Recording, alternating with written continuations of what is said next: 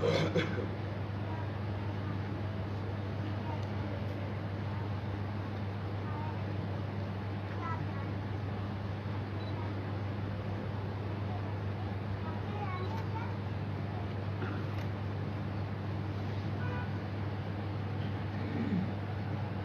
بالله من الشيطان اللعين الرجيم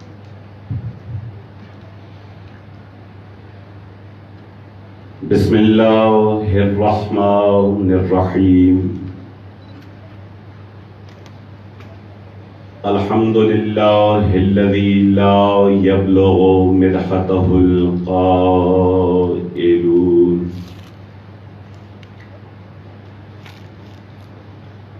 ولا يحصي نعماءه العادون ولا يؤدي حقه المجتهدون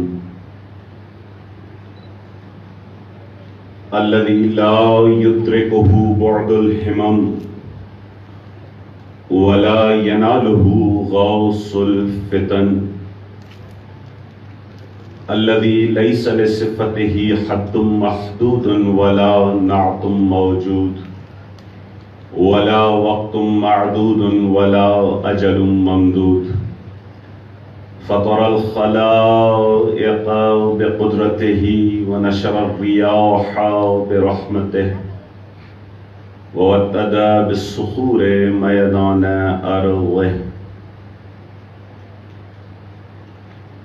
ثم الصلاة والسلام على سيدنا ونبينا وشفيع ذنوبنا وطبيب قلوبنا ومولانا أبي القاسم محمد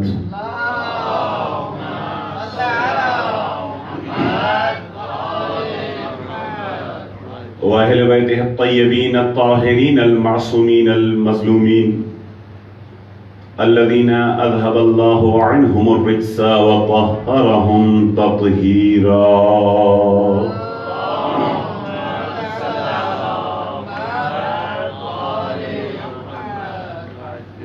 أما بعد فقد قال الإمام الحسين عليه الصلاة والسلام إنما خرجت لطلب إصلاح أمة جدي أريد أن آمر بالمعروف وأنهى عن المنكر وأسير بسيرة جدي وأبي صلوات بر محمد وآل محمد.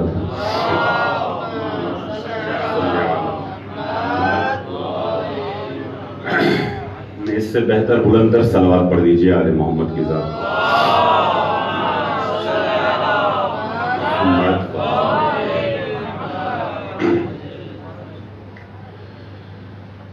الحمدللہ کہ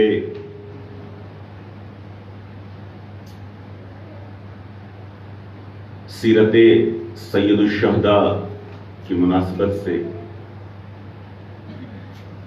عشرہ محرم الحرام کی یہ چھٹی مجلس جس میں خدا کی توفیق سے ہم اور آپ یہاں پر بیٹھے ہیں اور ذکر حسین کر کے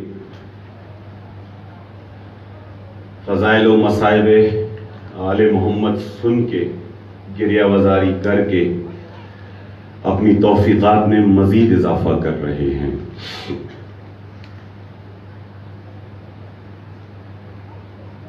عمل کے انجام کا تعلق توفیق سے ہے اور توفیق کا مرجع خدا ہے. وہ ہمت، وہ طاقت، وہ توفیق جو انسان سے عمل کرواتی ہے، یہ خدا کا لطف ہے کہ بندے کو توفیق دیتا ہے اور بندہ عمل انجام دیتا ہے. اور یہ ایک توفیق ہے کہ ہم یہاں پہ بیٹھے ہیں کیونکہ جس کا ذکر کر رہے ہیں اس نے بھی اسی تصور کو زندہ کیا. اپنے قیام کا آغاز ان الفاظ سے کیا کہ میں جو کچھ بھی کر رہا ہوں یہ خدا کی کمک اور خدا کی مدد سے کر رہا ہوں. اگر خدا مجھے توفیق نہ دیتا تو میں یہ ہرگز کر نہ پاتا. اور اس توفیق کا اعلان اس طرح سے کیا کہ وما توفیقی الا باللہ، یہ جو مجھ میں سکت ہے یہ فقط اس قادر مطلق کا عطا کیا ہوا قوت ہے. حسین نے اپنی توفیق کا اظہار کیا. یہ توفیق خدا کی طرف سے ہوتی ہے کہ بندہ، یہ لطف پروردگار ہے کہ بندہ کوئی نیک عمل انجام دے سکے. اور اس سے بڑا لطف پروردگار اور کیا ہو سکتا ہے کہ بندہ ایسا عمل انجام دے کہ جو عمل آخرین کے لیے باعث ہدایت بن جائے. اللہ اکبر. اور وہ بندہ، وہ انسان جو خدا کی توفیق سے ایسا عمل انجام دے دے کہ جو واسطہ فیض بن جائے، جو عمل ذریعہ ہدایت بن جائے، جو عمل انسان کی رہنمائی کے لیے رستہ بن جائے، اس حیثیت کے انسان کو حسین ابن علی کہتے ہیں. کہ جو اس مقام کا عمل انجام دے توفیق خدا سے کہ جو عمل خود ذریعہ ہدایت بن جائے، جو خود عمل واسطہ ہدایت مردم ہو، واسطہ ہدایت بندگان خدا ہو. صلوات پر محمد و آل محمد.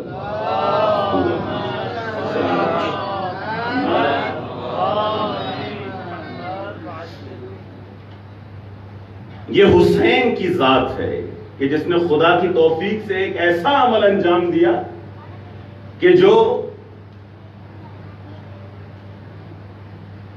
آنے والی نسلوں کے لیے ہدایت رہا، اور جس نے اس طرح قربانی دی کہ جو آنے والی نسلوں کے لیے ہدایت کا در کھول گیا. ایک صلوات پڑھ دیجئے. اور اس سائے میں صلوات پڑھ دیجئے کہ جو میرے دوست احباب ہیں وہ تھوڑا آگے تشریف لے آئیں تاکہ بعد میں آنے والوں کے لیے تھوڑی جگہ بھی رہے. اور جب تک کوئی آ نہیں جاتا ہے تب تک سلسلہ کچھ ایسے جاری کیا جائے کہ کچھ مجلس کا سما ہو جائے. تھوڑا تشریف لے آئیے آگے، اپنی وجود کو تھوڑی زحمت پر دے دیجئے. جو بزرگان ہیں ان سے میں دست پستہ معذرت ہوں، وہ تشریف رکھیں. ان کا سایہ، ان کی دعا میرے شامل حال ہے کہ میں کچھ عرائض عرض کر رہا ہوں. میں اپنے دوستوں سے کہ جو میرے فاضل دوست ہیں ان سے میں ہم کلام ہوں. بزرگان اپنی جگہ پر تشریف رکھیں اور مجھ پر یہ دست شفقت جاری و ساری رکھیں. صلوات پر محمد و آل محمد.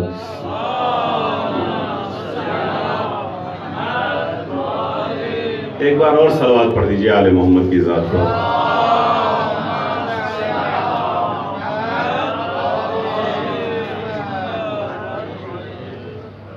وقت کا پہیہ کچھ ایسے گھوم رہا ہے ہر روز کہ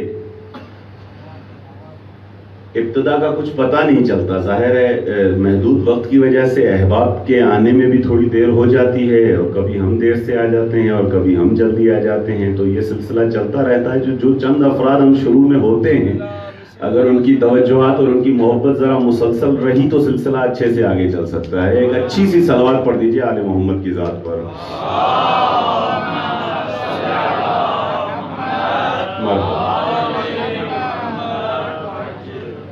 میں عرض کر رہا تھا کہ حسین ایک ایسا دروازہ ہدایت کھلا 61 ہجری میں کہ جو آنے والی نسلوں تک کے لیے سرفرازی کا سبب بنا رہا. حسین نے ایک ایسا دروازہ کھولا 61 ہجری میں کہ جو بھی دق الباب کر کے اس دروازے پہ آیا وہ سرفراز ہوا. اور اگر میں اسی حسین کو قرآن کی زبان سے بیان کرنا چاہوں تو یہ حق بجانب ہوگا کہ حسین وہی لسان صدق ہے جس کی دعا جناب ابراہیم نے کی تھی کہ وَجْعَلْ لِي لِسَانَ صِدْقٍ فِي الْآخَرِينَ. اے میرے پروردگار آنے والی نسلوں میں مجھے زبان صدق عطا فرما کہ جس سے لوگ ہدایت حاصل کرتے رہیں. حسین وہ ابراہیم کی لسان صدق ہے جس سے لوگ آج تک ہدایت حاصل کر رہے ہیں. حسین ابراہیم کی لسان صدق ہے جس کی دعا خلیل خدا نے کی تھی وَجْعَلْ لِي لِسَانَ صِدْقٍ فِي الْآخَرِينَ. میرے پروردگار آخرین میں مجھے ایک ایسی سچی زبان عطا کر کہ جو باعث ہدایت ہو. حسین وہ لسان صدق ہے. کہ جو باعث ہدایت ہے. جہاں پر کل کلام چھوڑا تھا وہیں سے سلسلہ کلام آگے بڑھاتے ہیں. کہا کہ الحمدللہ، میرے ساتھ آپ احباب کچھ عرائض آپ کی بارگاہ میں عرض کروں. کہا الحمدللہ الذی فضحکم وقتلکم واکذب حدیثکم. میں حمد کرتا ہوں. یہ کون کہہ رہا ہے؟ یہ عبید اللہ ابن زیاد کہہ رہا ہے. یہ کس کو کہہ رہا ہے؟ یہ عصمت کے پیکروں کو کہہ رہا ہے. یہ ہم کلام کون ہے کہ جو رجس سے بھرا ہوا ہے؟ کس سے ہم کلام ہے کہ جو طیب و طاہر ہیں؟ کہا الحمدللہ الذی فضحکم. میں حمد کرتا ہوں جس نے تمہیں رسوا کیا. وقتلکم، جس نے تمہیں قتل کیا، جس نے تمہاری باتوں کو جھوٹا کیا، جس نے تمہاری دلیلوں کو رد کیا، جس نے تمہاری تکذیب کی. میں اس خدا کی حمد کرتا ہوں. جب یہ کلمات زینب اولیاء نے اس ملعون کی زبان سے سنے تو ایک بار اپنی زبان ہلائی، لب کشائی کی اور مخاطب کر کے کہا نہیں، تجھے حمد کرنے کا طریقہ آتا ہی نہیں ہے، اب میں تجھے بتاتی ہوں کہ حمد کیسے کی جاتی ہے. الحمدللہ الذی اکرمنا بنبیہ وطہرنا من الرجس. میں حمد کرتی ہوں اس خدا کی کہ جس نے ہمیں محمد مصطفیٰ کی ذات سے عزت بخشی ہے، ہمیں محمد مصطفیٰ کی ذات سے کرامت بخشی ہے، ہمیں محمد مصطفیٰ کی ذات سے وہ توقیر بخشی ہے کہ جس کو تو تصور بھی نہیں کر سکتا ہے. وطہرنا من الرجس. میں حمد کرتی ہوں ہم اللہ کی کہ جس نے ہمیں اس طرح رجس سے دور رکھا ہے کہ کوئی بھی ناپاکی ہمارے نزدیک نہیں آتی ہے، کوئی بھی رجس ہمارے قریب نہیں آتا ہے. انما یفتضح الفاجر ویکذب الفاسق فهو غیرنا. الحمدللہ. تو ہمیں کہہ رہا ہے کہ ہم رسوا ہوئے، تو ہمیں کہہ رہا ہے کہ ہم کاذب ہوئے. نہیں، جو ہمارا دشمن ہے کہ جو فاسق بھی ہے، فاجر بھی ہے، میں زینب اس بات پر بھی حمد کرتی ہوں کہ خدا نے تا قیام قیامت ہمارے ہر دشمن کو ذلیل بھی کیا ہے اور رسوا بھی کیا ہے. اس نے ایک بار کہا الحمدللہ، جناب زینب نے 2 بار کہا. کلام کی ابتدا بھی حمد خدا سے کی، کلام کی انتہا بھی حمد خدا سے کی. اللہ اکبر. قبلہ ایک نقطہ، ایک ذوقی نقطہ آپ کی بارگاہ میں اسی کلام کے حوالے سے عرض کرتا چلوں کہ یہ کون بول رہی ہے الحمدللہ؟ یہ کون بول رہی ہے الحمدللہ؟ یہ اس خاندان سے تعلق رکھنے والی بول رہی ہے جس نے یہ درس دیا ہے کہ حال کوئی بھی ہو، کیفیت کوئی بھی ہو، زمانہ کیسا بھی ہو، حالات کیسے بھی تم پر طاری ہو جائیں، پر حمد خدا کو کبھی ترک نہیں کرنا. یہ وہ بول رہی ہے میدان، یہ وہ بول رہی ہے دربار میں. اس کو کہہ رہی ہے الحمدللہ. تو تو ناز و نعم میں ہے، تو تو تخت پہ بیٹھا ہے، تو تو نعمتوں سے نوازا ہوا ہے، پھر کہہ رہا ہے الحمدللہ. ذرا مجھے دیکھ، میں ابھی کربلا سے آئی ہوں، اپنا مال لٹا کے آ رہی ہوں، اپنے شہید کروا کے آ رہی ہوں، اپنے تبرکات لٹوا کے آ رہی ہوں. میں تباہی اور ظاہری بربادی کی صورت میں الحمدللہ کہہ رہی ہوں، تو ناز و نعم میں کہہ رہی ہوں. بس ایک قرآن کے استشہاد کے بی کا یہ جملہ عرض کروں، یہ قرآن کے استشہاد سے تو ناز و نعم میں کہہ رہا ہے نا الحمدللہ. تو بڑا جوش و خروش میں الحمدللہ کہہ رہا ہے کہ تخت پہ بیٹھا ہے. ذرا مجھے دیکھ، میں کیسے الحمدللہ کہہ رہی ہوں، کس مقام پہ الحمدللہ کہہ رہی ہوں. کیوں؟ آئیے قرآن کی طرف بس ایک چھوٹا سا اشارہ آپ کی بارگاہ میں عرض کروں. جناب یوسف کے لیے جو قرآن نے کہا تھا، جناب یوسف کے لیے سامنے والوں کے 2 جملات ہیں جو قرآن میں نقل ہوئے ہیں. اِنَّا نَرَاكَ مِنَ الْمُحْسِنِينَ، اِنَّا نَرَاكَ مِنَ الْمُحْسِنِينَ، اِنَّا نَرَاكَ مِنَ الْمُحْسِنِينَ. یہ 2 بار قرآن میں جناب یوسف کے لیے استعمال ہوا ہے کہ تو محسنین میں سے ہے، تو احسان کرنے والا ہے، اور دونوں مختلف مقامات میں استعمال ہوا ہے. ایک تب جب جناب یوسف قید میں تھے، اس وقت قیدیوں نے کہا اِنَّا نَرَاكَ مِنَ الْمُحْسِنِينَ. ایک تب جب تخت پر بیٹھے ہوئے تھے اور اطرافیوں اور بھائیوں نے کہا اِنَّا نَرَاكَ مِنَ الْمُحْسِنِينَ. یہ انبیاء کی صفت ہے کہ حال کوئی بھی ہو، ذمہ داری کوئی بھی ہو، کوئی بھی حالت تاری ہو، ہر حال میں محسنین ہوتے ہیں، ہر حال میں حمد و ثنا کرنے والے ہوتے ہیں. میری آقا زادی زینب کہہ رہی ہے کہ میں اس یوسف کی وارثہ ہوں، میں اس نبوت کی وارثہ ہوں جس پر حالات اثر انداز نہیں ہوتے. بس یہ کوفہ تبدیل ہو گیا ہے نا, یہی کوفہ تھا پہلے میں اس کی شہزادی تھی, تب بھی الحمدللہ, آج قیدی ہو تب بھی الحمدللہ.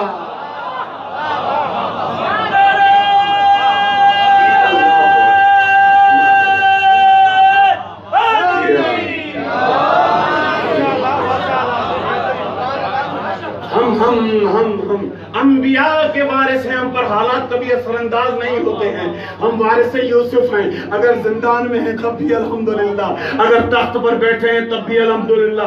یوسف تو پھر بھی پہلے اس سختی کے عالم میں تھا, پھر اس بحالی کے عالم میں آیا.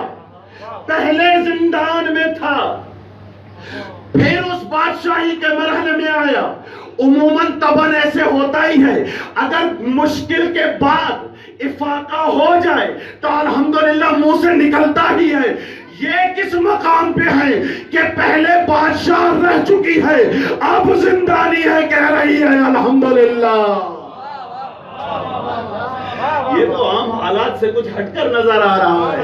عموماً انسان ایسے ہوتا ہے کہ جب مشکل ہٹ جاتی ہے تو الحمدللہ نکلتا ہے منہ سے. عموماً انسان ایسے ہوتا ہے جب کوئی مشکل برطرف ہو جاتی ہے اور انسان اس مشکل مرحلے کو گزار لیتا ہے تو زبان پر تسبیح خدا جاری ہو جاتی ہے. یوسف نے بھی ایسے ہی کیا, جب زندان میں تھا تب بھی نراک من المحسنین, جب تخت پہ بیٹھا ہے تب بھی نراک من المحسنین. لیکن یہاں پر جلوہ کچھ اور ہے. یہاں پر جلوہ کچھ اور ہے. یہاں پہلے بادشاہت تھی, اس وقت بھی کہا الحمدللہ, اور اب زندانی ہے تب بھی کہا الحمدللہ. آدم تم ذکر اللہ, آپ وہ ہیں کہ جو ہر حال میں ہمیشہ جاویدانی کے ساتھ ذکر خدا کرتے ہیں. صلوات پر محمد و آل محمد.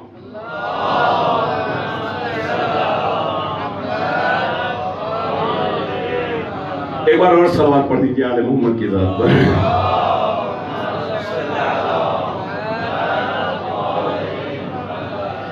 آیہ تطہیر سے کل کی گفتگو میں آپ کی بارگاہ میں عرض کیا تھا, تاریخ استشہاد آل محمد پہ آیہ تطہیر. آپ ہیں میرے ساتھ, آج اگر ایک قدم اور آگے چلا جائے گفتگو میں, ذرا میرا ساتھ دیجیے گا. امام حسین نے آیہ تطہیر سے استشہاد کیا اور پھر آپ کی بارگاہ میں عرض کیا کہ آل محمد نے ایک آیہ تطہیر کی تاریخ استشہاد کی, جس سے یہ بتانا چاہتے تھے اور سامنے والے کو یہ مخاطب کر کے متوجہ کرنا چاہتے تھے. جو بھی مخاطب ہوتا تھا اس کو یہ بتانا چاہتے تھے کہ یاد رکھو, جس تخت پہ تم بیٹھے ہو نا, اس تخت کے لیے اور اس کرسی کے لیے جس طہارت ظاہری اور پاکیزگی باطنی کی ضرورت ہے, اس کے وارث ہم آل محمد ہیں. تمام تاریخ آل محمد میں, تمام تاریخ آل محمد میں یہ چیز ہمیں نظر آئی جو میں نے کل آپ کی بارگاہ میں عرض کی. آج ایک قدم اور آگے چلے. میرے مولا نکلے مدینے سے,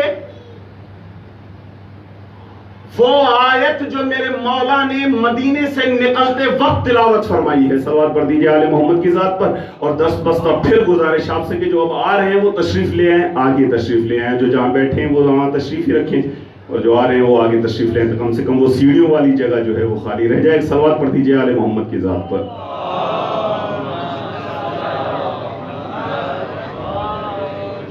ایک صلوات اور پڑھ دیجیے آل محمد کی ذات پر.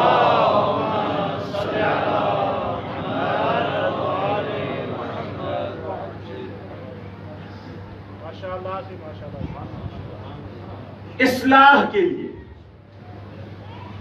یہ امام کا فرمان انما خرجت للاصلاح ہے. اور جب نکل رہے ہیں, قافلہ تیار ہو چکا, سواریاں سج چکی, حسین کا کاروان نکلنے والا تھا, اس وقت نکلتے وقت میرے مولا نے یہ آیت تلاوت کی. کیا فرمایا؟ وَخَرَجَ مِنْهَا خَائِفًا يَتَرَقَّبُ وَقَالَ رَبِّ نَجِّنِي مِنَ الْقَوْمِ الظَّالِمِينَ. نکل رہے ہیں, خرج منہا مدینے سے, خائفاً خوف کے عالم میں، یترقب ترقب کے عالم میں، خوف اور ترقب کے عالم میں نکل رہے ہیں. وقال، اور یہ کہتے ہوئے نکل رہے ہیں کہ رب نجنی من القوم الظالمین، اے میرے پروردگار میرے ہر قدم پر، حسین کا ایک ایک لمحہ، ایک ایک لفظ خدا کے لیے، رب نجنی، تو مجھے نجات دے، من القوم الظالمین، ظالمین کی قوم سے تو مجھے نجات دے. روایات نے بھی لکھا کہ حسین نے اپنی سفر کی ابتدا اس آیت سے کی، سفر کی ابتدا نکلتے وقت اس آیت کو تلاوت کیا. ابن عباس نے جو نامہ لکھا یزید کو، اس میں بھی یہ حوالہ دیا کہ جب حسین نکل رہے تھے تو یہ آیت تلاوت کرتے ہوئے نکل رہے تھے.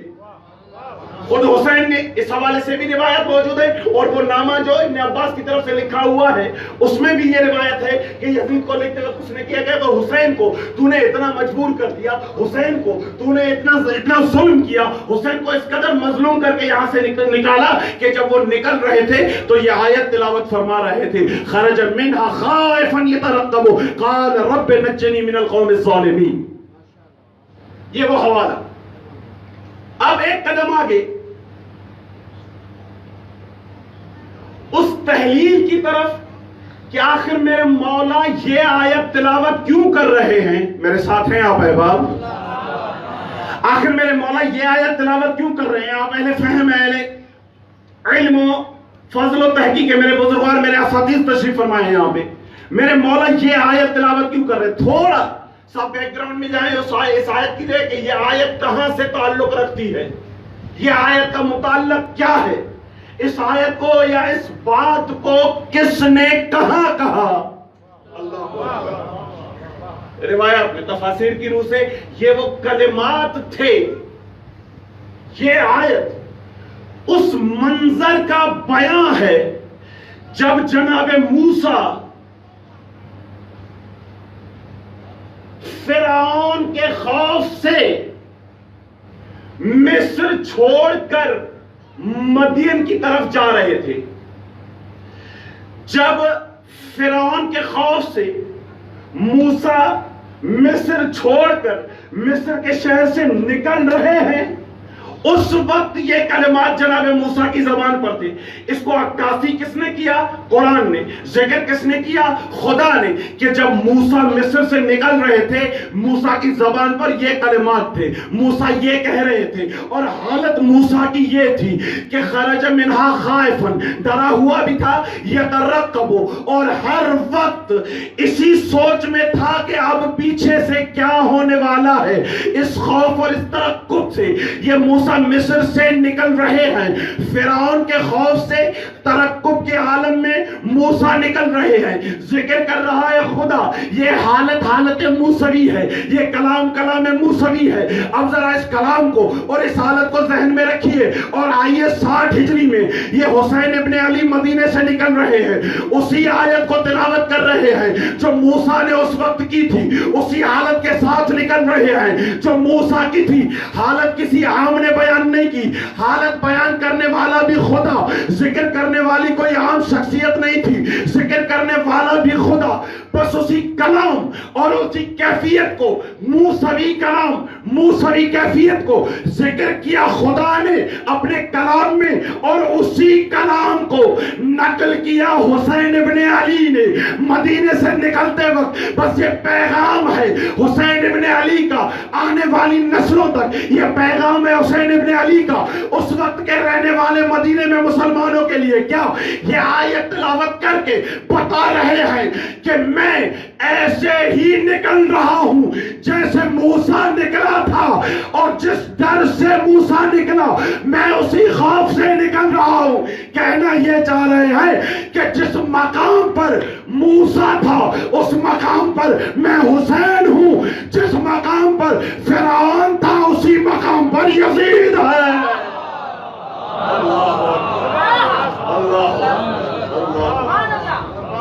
جس مقام پر موسیٰ تھا میں اسی مقام پر ہوں. ابھی اور موسیٰ جس کے خوف سے نکلے تھے وہ تھا فرعون خائفن، اور جس مقام پر اس وقت کا فرعون تھا اسی مقام پر آج کا فرعون ہے. اللہ اکبر. آج کا ایک سوال پڑھ لیجیے آل محمد کی طرف.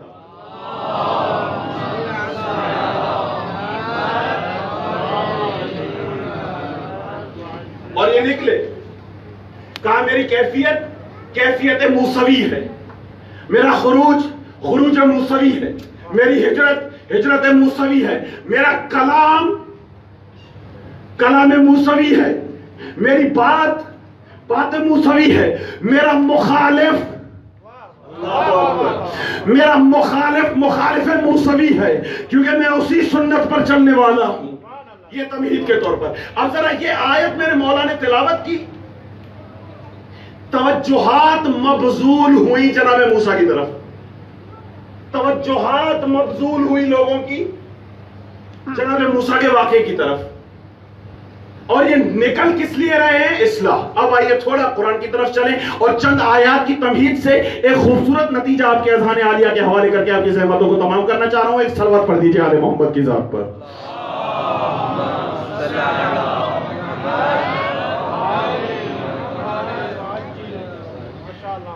نکل رہے ہیں اصلاح کے لیے، روش موسوی ہے. نکل رہے ہیں اصلاح کے لیے، طریقہ کار موسوی ہے. اصلاح کے لیے نکل رہے ہیں. اصلاح، جو خرابیاں، جو فسادات، جو تباہ کاریاں معاشرے میں ہو چکی ہیں اس کو اصلاح کرنے کے لیے. اصلاح صلاح یا صلح والا نہیں، صلاح والا. معاشرے میں جو خرابیاں آ چکی ہیں اس کو بنانا ہے. معاشرے میں جو عدم توازن آ چکا ہے اس کو توازن اور اعتدال دینا ہے. معاشرے میں جو ظلم و ستم ہو رہا ہے اس کو عدل و انصاف سے تبدیل کرنا ہے. یہ ہے اصلاح. اور اصلاح قرآن کی روح سے. چل دو آیات آپ کی بارگاہ میں تلاوت کر رہا ہوں.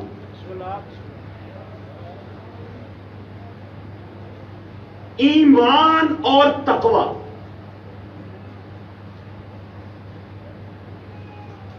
یہ جو مخ ابدیت ہے، جب تک یہ چیزیں نہیں ہوں گی. ایک صلوات پڑھ دیجیے آل محمد کی ذات پر.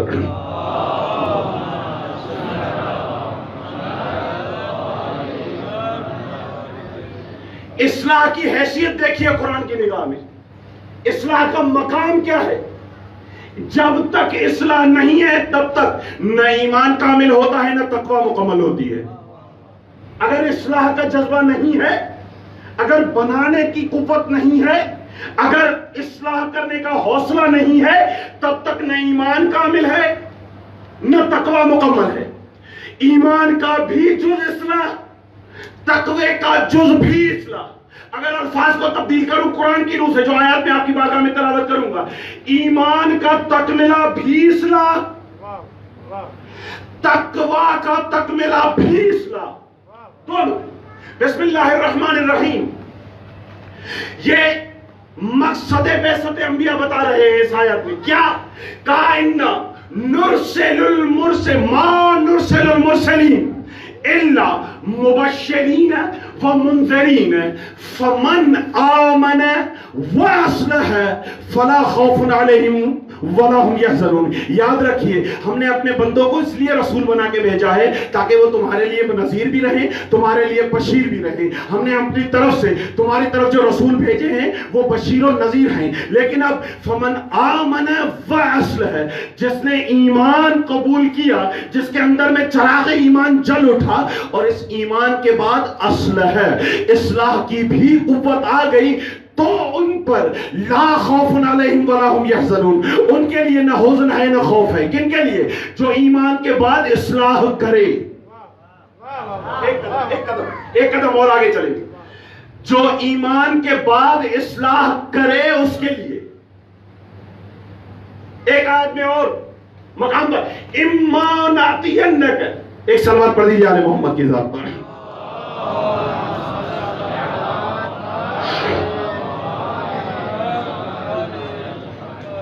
ایک مقام پر اور آواز آئی یا بنی آدم اما یاتینک الرسل منکم یقصون علیکم آیاتی فمن اتقى وَأَصْلَحَ فَلَا خَوْفٌ عَلَيْهِمْ وَلَا هُمْ يَحْزَنُونَ. اے بنی آدم یاد رکھیے گا ہم نے تمہاری طرف تم میں سے جو رسول بھیجے ہیں ان کا کام یہ ہے کہ تم پر پڑھ پڑھ کر ہماری آیتوں کی تلاوت کرتے ہیں اور تم پر یہ قصے گوئیاں بیان کرتے ہیں، یہ سابقہ انبیاء کے قصے بیان کرتے ہیں.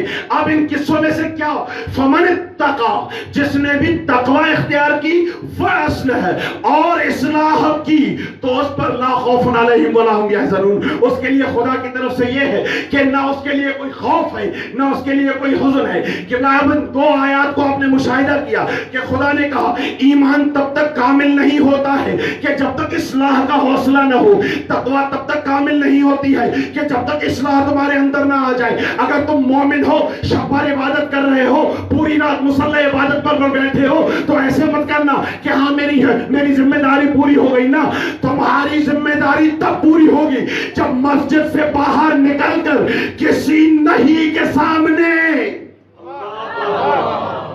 یہ فقط سجدوں سے کچھ نہیں ہونے والا ہے، یہ فقط ایمان سے کافی نہیں ہے. اچھا تقوی کہاں؟ تقوی بھی ٹھیک ہے، جتنا اپنے آپ کو روک سکتے ہو گناہوں سے روک لو، جتنا اپنے آپ کو محفوظ رکھ سکتے ہو روک لو، جتنا اپنے آپ کو بچا سکتے ہو بچا لو. یہ تم نے تقوی کر لیا، ہاں تقوی کر لیا. کہا یہ مکمل کب ہوگا؟ کہا مکمل تب ہوگا جب خود بھی بچو گے، دوسروں کو بھی بچانے کی کوشش کرو گے.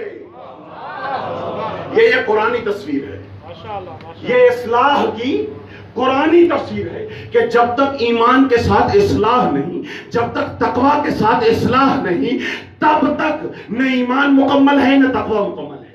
سبحان اللہ سبحان اللہ. جب تک اسلام کے ساتھ اصلاح نہ ہو، جب تک ایمان کے ساتھ اصلاح نہ ہو، جب تک تقوی کے ساتھ اصلاح نہ ہو، تب تک یہ مکمل ہو ہی نہیں سکتا. اور تاریخ سب نے یہ دیکھا کہ محمد مصطفیٰ کے بعد، اللہ اکبر، تھوڑا مزاجوں کو باہر کیجئے گا، محمد مصطفیٰ کے بعد کیا ہمیں مومن نظر نہیں آ رہے؟ نظر آ رہے ہیں. کیا متقی نظر نہیں آ رہے؟ نظر آ رہے ہیں. لیکن کمی کس چیز کی ہے؟ کمی اس جوہر کی ہے کہ جو ایمان اور تقوی کو مکمل کرتا ہے، وہ اصلاح جو زبانوں پر جاری ہو کر معاشرے کو زندہ کرتی ہے. اس حوصلے کا پست ہونا، اس اصلاح کے حوصلے کا نہ ہونا سبب بنتا ہے کہ معاشرہ کجی اختیار کرے. بس روایت کا ایک جملہ کہہ کے تم آپ کے ذہنوں کو قریب کر رہا ہوں. یہ اصلاح کا نہ ہونا، مومن زبانوں کا خاموش ہونا، متقی آوازوں کا دب جانا، یہ سبب بنتا ہے کہ کلی طور پر معاشرہ اپنے راہ راست سے ہٹ جائے. کہ میرے مولا حسین نے یہ کہا اس جواب میں کہ جس نے بیعت طلب کی تھی اور کہا تھا کہ یزید کی بیعت کرو، کہا تم جانتے نہیں ہو کہ رسول کریم نے کہا تھا کہ یہ خلافت، یہ منبر، یہ نمائندگی بنو امیہ پہ حرام ہے. اور معاویہ کے لیے یہ کہا بھی تھا کہ اس کو اگر میرے منبر پر دیکھو تو اس کو بیٹھنے نہ دینا، اس کو مار کے میرے منبر سے گرانا. کہ معاویہ منبر پر بیٹھ تو گیا، اب تقوی تو ہے، ایمان تو ہے، لیکن وہ جذبہ نہیں ہے کہ جو اصلاح کے لیے بول سکے. تو پھر ہوتا کیا ہے؟ اگر آپ کے درمیان تقوی ہے، آپ کے درمیان میں ایمان ہے، لیکن معاویہ کو منبر پر کچھ کہہ نہیں سکتے، معاویہ جیسے افراد کے لیے آپ زبانوں سے کچھ بول نہیں سکتے، تو اس کا نتیجہ کیا نکلتا ہے؟ بالکل دعائیں مانگتے رہو، بالکل عبادات کرتے رہو، لیکن اثر نہیں نکلتا. میرے مولا حسین نے یہ کہا کیونکہ کل جب معاویہ بیٹھا تھا تم نے اصلاح نہیں کی، تو حق یہی ہے کہ خدا تمہیں معاویہ سے بدتر یزید جیسے میں مبتلا کرے گا. اللہ اکبر، اللہ اکبر. یہ اثر ہوتا ہے اگر تقوی اور ایمان کے ساتھ اصلاح نہ ہو. کیونکہ قرآن کہہ رہا ہے تک ملا ہے. میرے مولا حسین کہہ رہے ہیں کہ نمازیں تو بہت نظر آ رہی ہیں لیکن جذبہ نظر نہیں آ رہا ہے. تقویٰ تو بہت نظر آ رہا ہے، ہمت نظر نہیں آ رہی ہے. بہت صاحبان عبادت نظر آ رہے ہیں لیکن ان کی عبادتوں کا اثر، عبادتوں کا اثر یہ مسجدوں تک محدود ہے. میں کچھ ایسی اصلاح کروں کہ یہ ایمان اور تقویٰ مکمل ہو جائے. ٹھیک، اس اصلاح کے لیے کہ جس کی معاشرے کو ضرورت تھی حسین نکلے. کہا کل تم چپ رہے اس لیے خدا نے تمہیں مبتلا کیا اس سے بدتر میں. اور اگر اس سلسلے کو میں تھوڑا اوپر لے جاؤں تو یہ سلسلہ بخوبی سمجھ میں آتا ہے.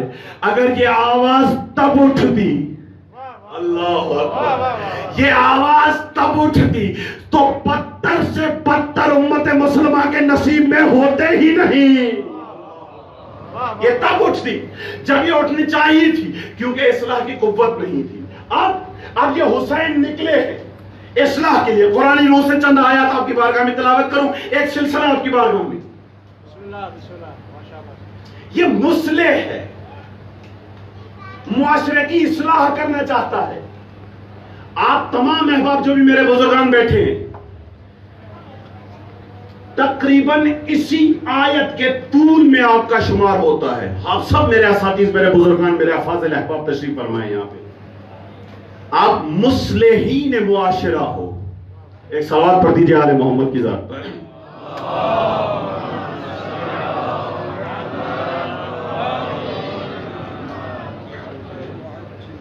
آپ مصلحین معاشرہ ہو تو آپ جب معاشرے میں جاتے ہو تو کیا آسانی سے اصلاح کر سکتے ہیں آپ؟ اگر میرے ساتھ ہیں تو کچھ بولیے بھی صحیح. آپ میں سے سب بزرگان معاشرتی مصلح ہیں. امام حسین علیہ السلام کی سیرت پر چلتے ہوئے امام حسین علیہ السلام کی اسی ہدایت کو لیتے ہوئے معاشرے میں جاتے ہیں، جا کے اصلاح کے امور انجام دیتے ہیں. تو کیا مصلح کے لیے معاشرہ ہمیشہ سازگار رہا ہے؟ نہیں. یہ قرآن نے بھی اعلان کیا کہ جب بھی ہمارا مصلح معاشرے میں آیا اس کے لیے مشکلات شروع ہو گئی، اس کے لیے معاشرے کی طرف سے کٹھن مشکلات کا سامنا ہوا. کسی طریقے سے اس اصلاح کو روکا جائے. اللہ اکبر. لیکن مصلح قرآنی وہ ہے کہ کچھ بھی ہو جائے لیکن اپنی اصلاح کے راستے کو کبھی نہیں چھوڑتا ہے، مسلسل اس کو جاری رکھتا ہے. یہاں پر ایک صفت سورہ طٰہٰ سے مصلح کی قرآن نے بیان کی ہے کہ جب جناب موسیٰ میقات پر جا رہے ہیں. یہ تھوڑا قرآنی قصہ ہے، تھوڑا طولانی ہے، تھوڑا تحمل سے اس کو سماعت فرمائیے گا. انشاءاللہ نتیجے میں لطف آئے گا جو اس سے ایک دو نتائج میں آپ کی بارگاہ میں عرض کرنا چاہتا ہوں.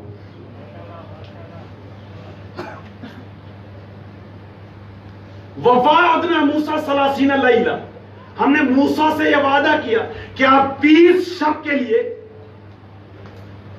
ہمارے یہاں تشریف لائیے.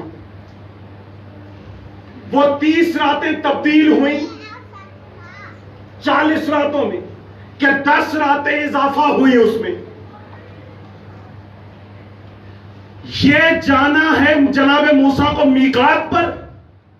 اب جانا ہے تو ضروری ہے کہ پیچھے کوئی ہو کہ جو جناب موسیٰ کی ذمہ داری کو پورا کرے.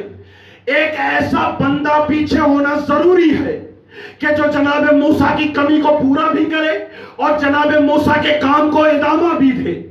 اس آیت شریفہ میں جناب موسیٰ اس شخص کو معین کر رہے ہیں کہ جس کو اپنی جگہ پہ بٹھائیں گے اور کہیں گے کہ میں جا رہا ہوں، میرا کام بھی کرو اور لوگوں کی ہدایت بھی کرو. روایات نے لکھا تفاسیر میں کہ جناب ہارون کو مخاطب کر کے کہا میں جا رہا ہوں, میرا ملاقات پروردگار کا وقت ہوا چاہتا ہے, میں جا رہا ہوں, اخلفنی فی قومی, تیری یہ ذمہ داری ہے کہ جب میں چلا جاؤں تو میری قوم میں تو میرا خلیفہ رہ, میری قوم میں تو میری خلافت کر, میری قوم میں تو میرا بچا ہوا کام کر. لیکن یاد رکھنا فقط تو خلیفہ نہیں ہے, فقط تجھے میرا خلیفہ نہیں بننا ہے, بلکہ وہ اصلح خلافت کا تاج پہننے کے بعد تو نے اصلاح بھی کرنی ہے معاشرے کی. خلافت کے بعد دوسرا مرحلہ اصلاح کا آتا ہے, اور جب اصلاح ہو گئی, جب مسلح کو مسلح بنا لیا تو اس کو ایک ہدایت کی. یاد رکھنا راہ اصلاح میں ولا تتبع المفسدین, یاد رکھنا اس راہ اصلاح میں جب کام شروع کرو گے تو یاد رکھنا ایسا نہیں ہوگا کہ آسانی سے کام کر پاؤ گے, نہیں, مشکلاتیں آئیں گی, سامنے رکاوٹیں کھڑی ہوگی, لیکن تجھے خلافت بھی کرنی ہے اور اصلاح بھی کرنی ہے. اور اس راہ اصلاح میں لا تتبع المفسدین, مفسدین کی پیروی نہیں کرنی ہے, اصلاح کو ایسے انجام دینا ہے جیسے میں کر رہا ہوں. تو قبلہ مفسد اور مصلح میں فرق یہ ہے کہ مصلح جب نکلتا ہے اصلاح کے لیے اس کے اندر قوت اصلاح ہوتی ہے بنانے کی, تو قرآن کہہ رہا ہے اس کی صفت یہ ہے کہ وہ کبھی بھی کسی مفسد کی اتباع نہیں کرے گا.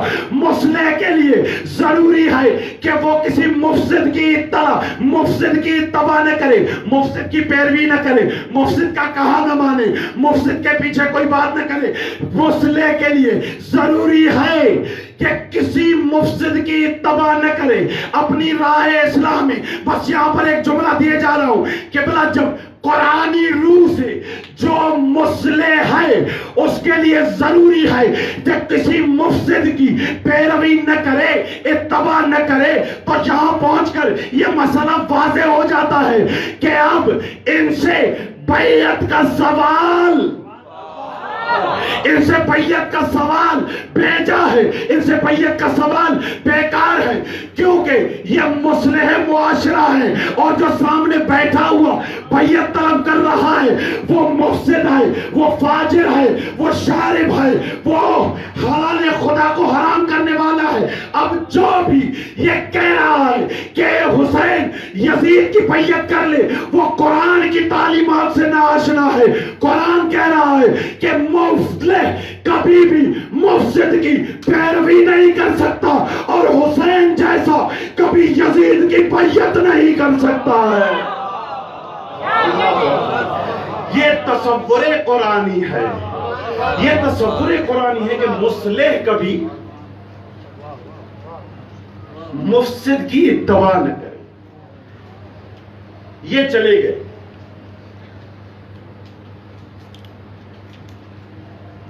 میقات پر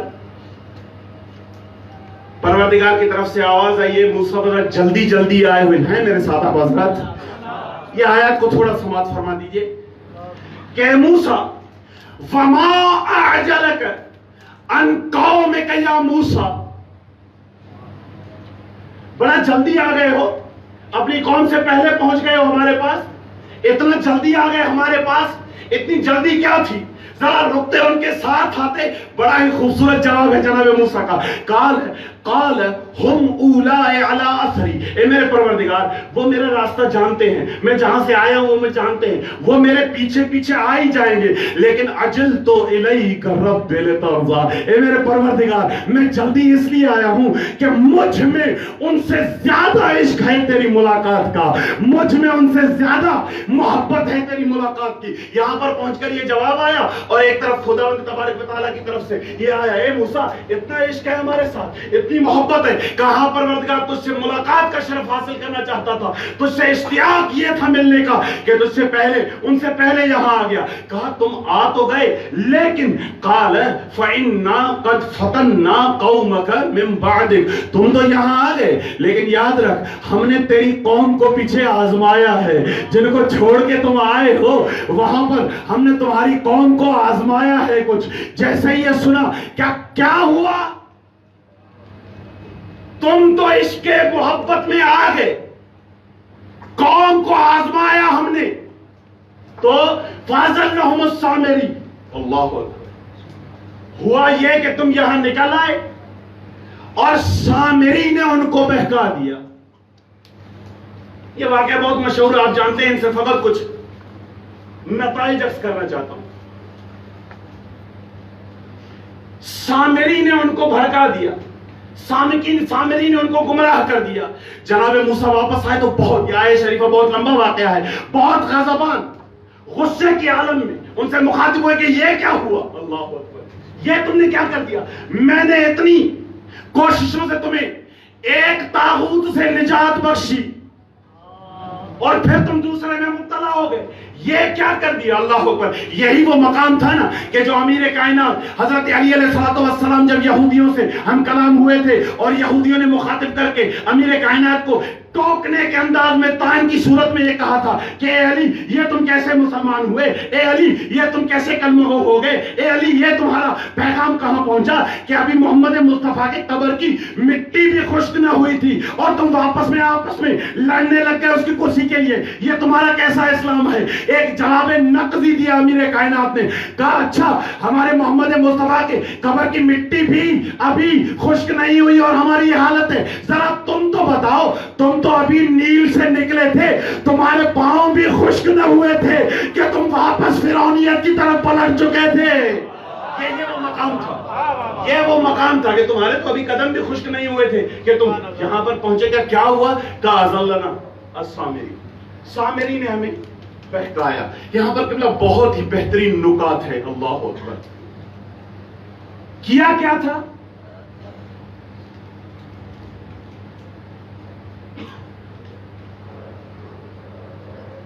ایک جانور بنایا تھا.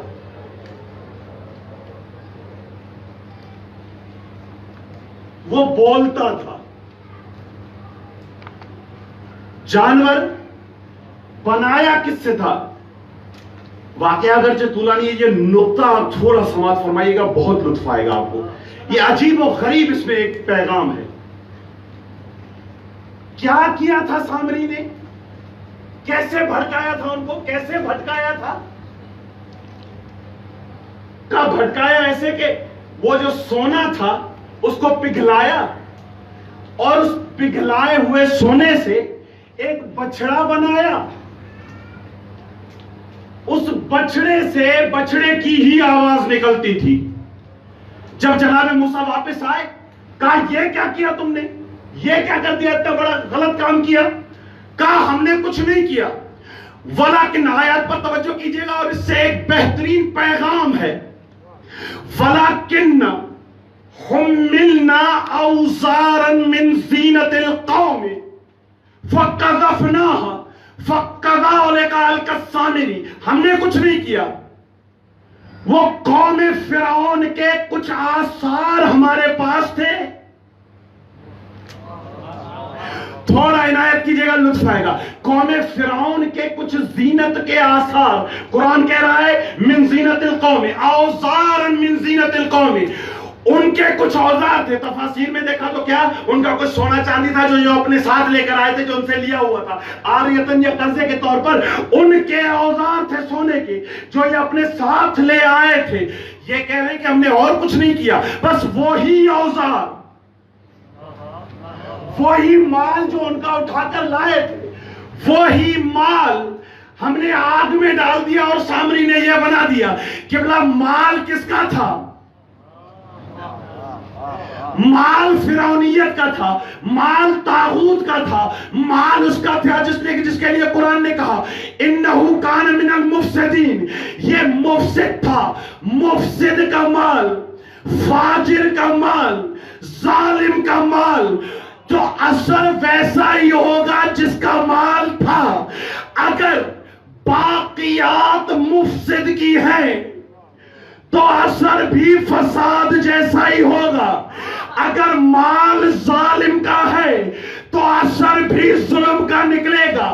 اگر مال طاغوت کا ہے تو اثر بھی طغیان کا نکلے گا، کیونکہ مال ایسے کا ہے، مفسد کا ہے، تو کام بھی کیا کرے گا؟ فساد والا کام کرے گا. اب کب تک یہی بنی اسرائیل ہے، یہی قوم ہے. ایک دوسرے مقام پر عجیب و غریب آواز آیا. اس تصور کو ذہن میں رکھیے گا کہ جس کا مال ہوگا اثر ویسا. یہ قرآنی تصور ہے، یہ قرآنی خیال ہے کہ اگر مفسد کا مال ہے تو اثر فساد کی صورت میں ظاہر ہوگا، طاغوت کا مال ہے تو اثر طغیان کی صورت میں ظاہر ہوگا، ظالم کا مال ہے تو اثر ظلم کی صورت میں ظاہر ہوگا. اور ایک جگہ پر بنی اسرائیل کے ایک نبی کے پاس یہ بنی اسرائیل آتے ہیں اور کہتے ہیں کہ ہمارے لیے ایک نبی بناؤ، ہمارے لیے ایک نبی بناؤ جس کی قیادت میں ہم چلیں اور جنگ کریں. تو نبی نے کہا میں نے تمہارے لیے طالوت کو نبی چن لیا ہے. تو کہا اس کے لیے علامت کیا ہے؟ کہا قال لهم نبیہم ان آیت ملکہ ان یاتیکم التابوت فیہ سکینۃ من ربکم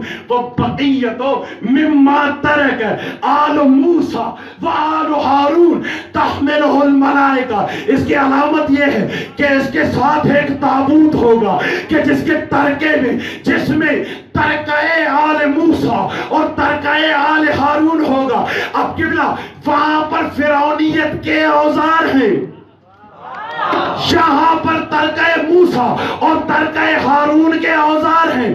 یہاں پر تابوت آ رہا ہے باقیات کی صورت میں، وہاں پر سونا آیا تھا باقیات کی صورت میں. فرق دونوں میں واضح ہے. اگر باقیات مفسد کی طرف سے آئے تو افساد پھیلاتا ہے، اگر باقیات مصلح کی طرف سے آئے تو اصلاح پھیلاتا ہے. اللہ اکبر. یہ قرآنی تصور ہے، یہ قرآنی تصور ہے کہ دیکھیں کہ باقیات کا تعلق کس سے ہے. کس کی باقیات ہیں؟ جس کی باقیات ہیں اسی کا اثر اس میں ظاہر ہوگا. جس کی باقیات وہی اثر اس میں ظاہر ہوگا. آج 61 ہجری کے بعد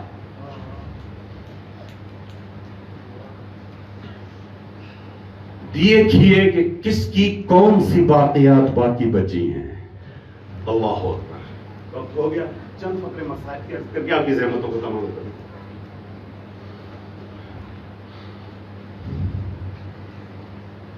حسین کی باقیات کیا ہے؟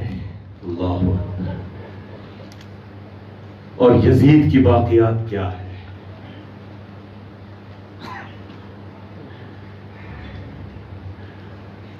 حسین کی باقیات یہ مجلس ہے. اللہ اکبر. حسین کی باقیات سبب ہدایت ہے، کیونکہ یہ مصلح ہے.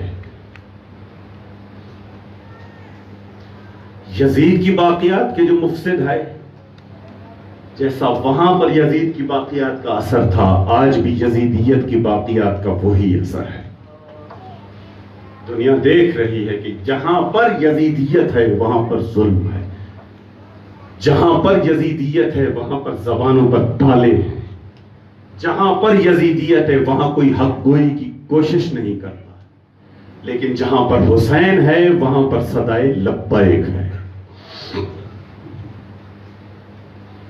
جہاں پر حسین ہے وہاں پر صدا ظلم کے خلاف. جہاں پر حسین ہے وہاں پر مظلومیت کے لیے آواز ہے. کیونکہ حسین سے زیادہ کسی کو مظلومیت کا احساس ہی نہیں ہے.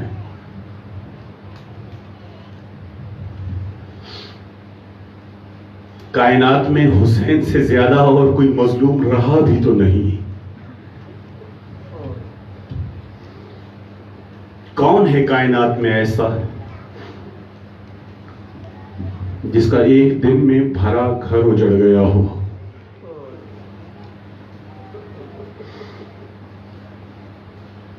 کون ہے حسین سے زیادہ مظلوم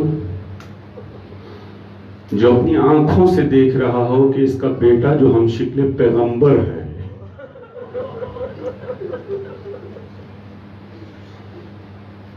کون ہے حسین سے زیادہ مظلوم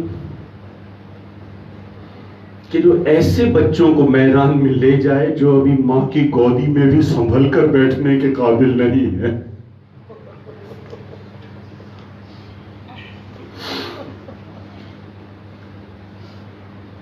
شب عاشور خیمے میں سب کو جمع کیا، محضر شہادت پڑھ کر سنا رہے ہیں. کہا اے میرے عاشقو، اے محبو، یاد رکھنا کل روز قربانی ہے.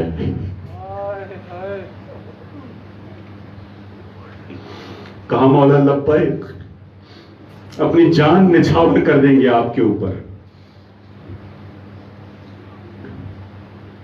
سب کو محضر شہادت دکھا رہے ہیں. حبیب تمہاری جگہ یہ ہے، مسلم تمہاری جگہ یہ ہے، جان تمہاری جگہ یہ ہے. یہ بھی بتا ہی رہے تھے کہ روایات نے لکھا ایک 13 سال کا چاند کا ٹکڑا کہ جو حسین کا بھتیجا ہے آگے بڑھ کے حسین کی ابا کو پکڑا اور کہا چچا ذرا یہ تو بتاؤ اس میں میرا نام ہے؟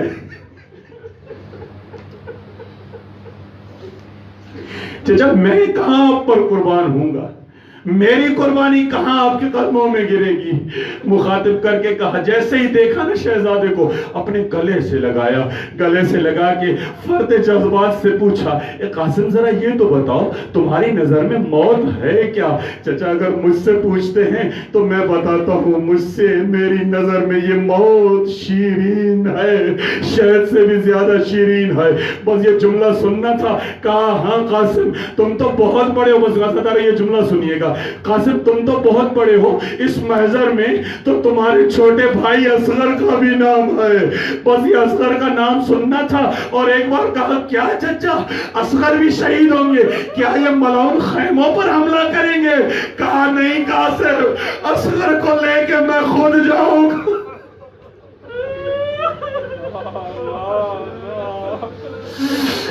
قاسم اصغر کو لے کے میں خود جاؤں گا. حاضر. اور جیسے ہی بچے نے سنا نا کہ میرا نام ہے بہت خوش ہوا، جلدی جلدی آیا ماں کے خیمے میں اور کہا میں ماں میں بہت خوش ہوں. کہا بیٹا کیا ہوا؟ کہا ابھی ابھی چچا نے کہا ہے کہ قاسم محضر شہادت میں تمہارا نام بھی ہے، تم بھی کل مجھ پہ قربان ہوں گے. حاضر. بہت خوش ہوا قاسم. یا یہ دوسرا دن ہوا، روایات نے لکھا کہ جا رہے ہیں سب حسین پر قربان ہو رہے ہیں. جیسے کوئی جا رہا ہے کچھ دیر کے بعد حسین جا کے اس کا لاشا لا رہا ہے. جیسے ہی کوئی پلٹ کے آتا ہے یہ بچہ جلدی جلدی جاتا ہے اپنے چچا کی خدمت میں عرض کرتا ہے، چچا اب اجازت دے دے کہ میں بھی چلا جاؤں. کہتا نہیں قاسم تم رکو. ایک بار ایسے واپس کیا، دوسری بار واپس کیا، اب جو تیسری بار آئے تو دامن ابا تھام لیا. کہا چچا میں جانا چاہتا ہوں. ایک بار گلے سے لگایا اور چوم کر کہا قاسم کہاں بھیجوں تجھے؟ ارے تو میری بھائی کی آخری نشانی، تو میرے بھائی کی آخری نشانی ہے، کیسے تجھے میدان کے حوالے کر دوں؟ بس اللہ و تحمل سے پرسا دیجئے گا. روایات نے لکھا یہ جملہ سننا تھا. یہ شہزادہ واپس آ کے اپنے خیمے میں بیٹھ گیا، سر جھکا کے بیٹھ گیا. یہ ایک بار ماں نے دیکھا، بیٹا کیا ہوا؟ رات تو بڑے خوش تھے کہ چچا جانے دے رہے. کہا اماں اب چاچا اجازت نہیں دے رہے. یہ جملہ سننا تھا کہ کربلا کی اس مطمئن ماں کے چہرے کے آثار تبدیل ہوئے، آنکھوں سے آنسو روا ہوئے اور کسی گہری سوچ میں پڑ گئی. آزادارو کچھ دیر سوچنے کے بعد کہا قاسم اٹھو، قاسم اٹھو. ذرا شہزادے کو اٹھایا، اپنی چھاتی سے لگایا. اے قاسم ذرا آستین اوپر کرو. بازو کی آستین اوپر کی، بازو سے ایک تعویذ نکالا، قاسم کے حوالے کیا. کہا جاؤ قاسم جا کے چچا کے حوالے تعویذ کر دو، اب چچا انکار نہیں کریں گے. ہاں ذرا ایک جملہ کہتا چلوں، میں کہتا ہوں تاریخ انسانیت میں یہ واحد تعویذ ہے جو حفاظت کے لیے نہیں شہادت کے لیے لوگ اپنے اولادوں کو تعویذ حفاظت کے لیے باندھتے ہیں.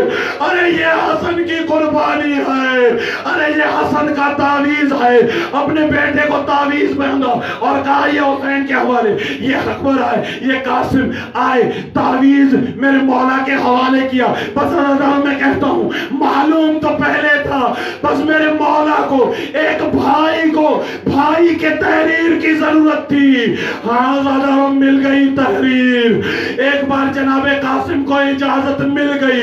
روایات نے لکھا اپنے بھتیجے کو چھاتی سے لگایا, پیار کیا, فقبلہ بوسہ دے رہے ہیں, فشمہ سونگ رہے ہیں اپنے بھتیجے کو.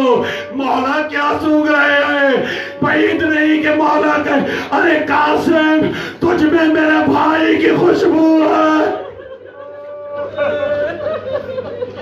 قاسم میں اپنے بھائی کی خوشبو کو سونگ رہا ہوں. روایات نے لکھا اپنے ہاتھوں سے سواری پہ سوار کیا. ایک بار قاسم میدان کی طرف گئے. حاضردارو یہ جملہ اشقیاء کی طرف سے کہتے ہیں کہ جب قاسم خیام حسینی سے آ رہا تھا تو ہماری نظر جب قاسم کے چہرے پر پڑی تو ہمیں ایسے لگا کہ حسینی خیام سے ایک چاند رونما ہو رہا ہے. حاضردارو جو اشقیاء کی نگاہ میں چاند ہو, ماں کی نگاہ میں کیا ہوگا؟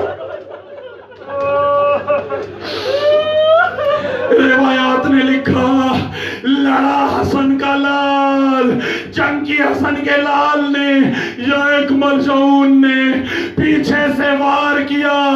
سر تو پارا ہوا, آخری سلام گیا, السلام علیکہ یا مولا.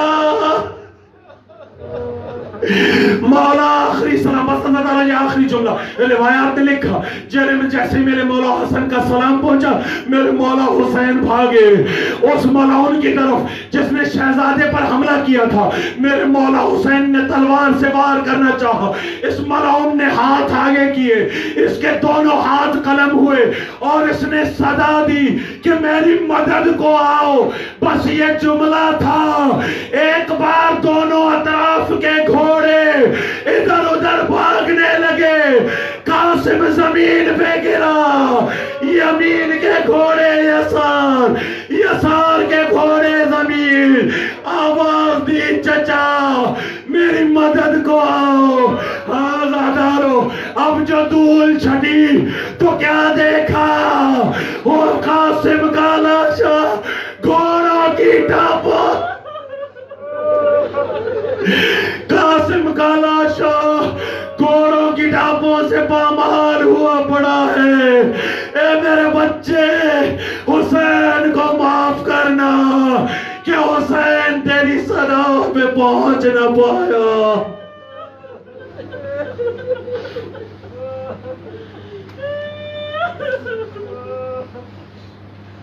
الا لعنت اللہ علی القوم الظالمین سيعلم الذين ظلموا أي منقلب ينقلبون. ماتم حسین.